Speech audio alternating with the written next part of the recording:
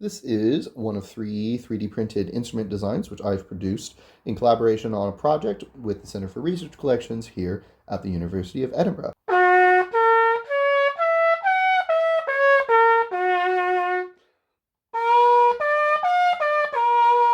It is a post horn with a single finger hole right about here.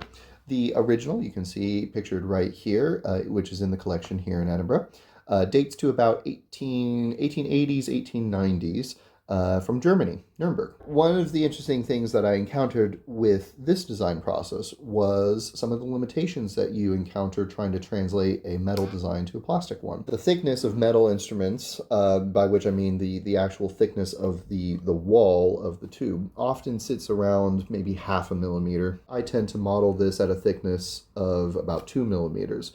That just has to do with the structural integrity of the material. I always preserve the internal bore. What that means, the tube is slightly bigger and it doesn't necessarily sit exactly the same. Interesting side effect of this was the position of the finger hole. In the original, the hole sits much lower in the body of the instrument. It's more around here. And the measurement for the hole was given at 1,240 millimeters of the tubing length.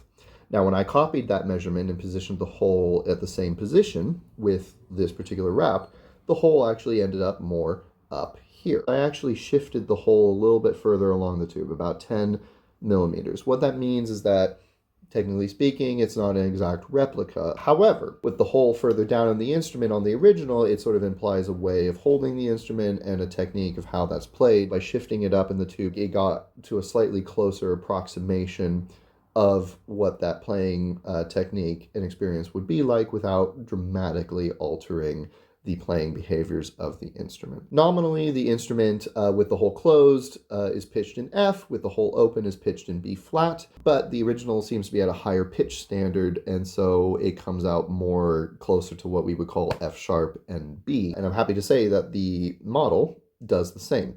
And you'll hear what that sounds like. I'll play for you a couple of just short little examples that demonstrate what the instrument can do.